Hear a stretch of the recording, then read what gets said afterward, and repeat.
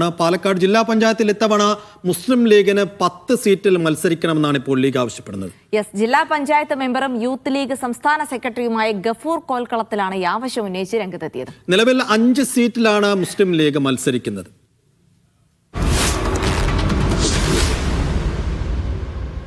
പാലക്കാട് ജില്ലാ പഞ്ചായത്ത് പതിറ്റാണ്ടുകളായി LDFിന്റെ കയ്യിലാണ് ഉള്ളത്. നിലവിൽ UDFന് 3 സീറ്റാണ്. ഇതിൽ 2 മുസ്ലിം ലീഗിനും 1 കോൺഗ്രസിനുമാണ്. മുസ്ലിം ലീഗിന്റെ ജില്ലാ പഞ്ചായത്ത് മെമ്പറും യൂത്ത് ലീഗ് സംസ്ഥാന സെക്രട്ടറിയുമായ ഗഫൂർ കോൽക്കളത്തിലാണ് എന്നോടൊപ്പം ഉള്ളത്. ഇത്തവണ ഈ UDFനൊരു മുന്നേറ്റം ജില്ലാ പഞ്ചായത്തിൽ പ്രതീക്ഷിക്കുന്നുണ്ടോ? തീർച്ചയായും പാലക്കാട് രാഷ്ട്രീയം ഒരുപാട് മാറിയിട്ടുണ്ട്. 95 മുതൽ ത്രിതല പഞ്ചായത്ത് സംവിധാനം വന്ന മുതൽക്ക് പാലക്കാട് ജില്ലാ പഞ്ചായത്ത് ഭരണം നടത്തുന്നത് LDF ആണ്. പക്ഷേ കഴിഞ്ഞ 2 പാർലമെന്റ് തെരഞ്ഞെടുപ്പിന്റെ റിസൾട്ട് പാലക്കാടിന്റെ രാഷ്ട്രീയം മാറിയിട്ടുണ്ട് എന്നുള്ളതാണ് വ്യക്തമാക്കുന്നത്. അതുകൊണ്ട് ഇത്തവണ ജില്ലാ പഞ്ചായത്തിലും അതിൽ കാര്യമായ മാറ്റങ്ങൾ ഉണ്ടാകുമെന്ന് തന്നെയാണ് പ്രതീക്ഷിക്കുന്നത്.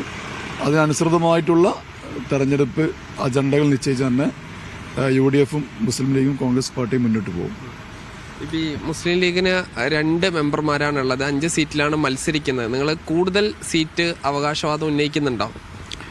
നിലവിൽ പാർട്ടി അങ്ങനെ ആലോചിച്ചിട്ടുണ്ട്. അത് ഔദ്യോഗികമായിട്ട് സംസാരിക്കേണ്ടത് ജില്ലാ മുസ്ലിം ലീഗിന്റെ നേതൃത്വമാണ്.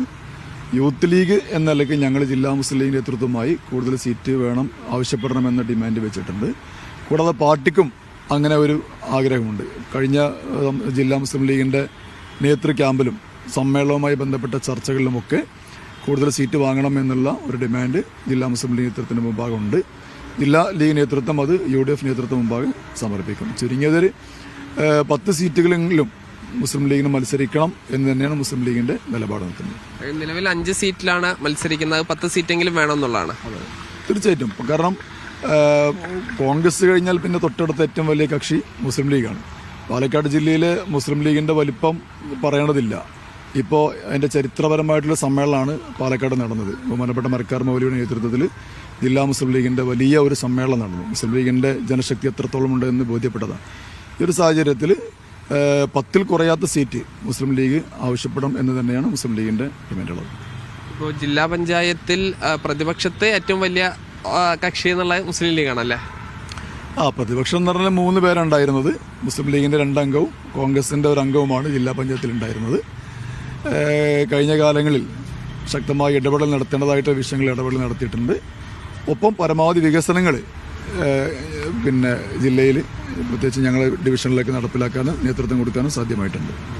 ഇപ്പോൾ ഈ വാർഡുകൾ ഡിവിഷനുകളൊക്കെ പുനർവിന്യാസമൊക്കെ നടന്നു. ആ ഒരു വശപ്പോൾ ഒരു ഡിവിഷൻ കൂടുകയും ചെയ്തു. ഇതൊക്കെ ഭാഗത്താണ് പുതുതായി ക്ലെയിം ചെയ്യുന്നത്. അല്ല, നമ്മളത് ഒരു ഔദ്യോഗികമായിട്ടൊരു ചർച്ച നടത്താതെ ഞാനത് വെളിപ്പെടുത്തുന്നതിൽ അർത്ഥമല്ല.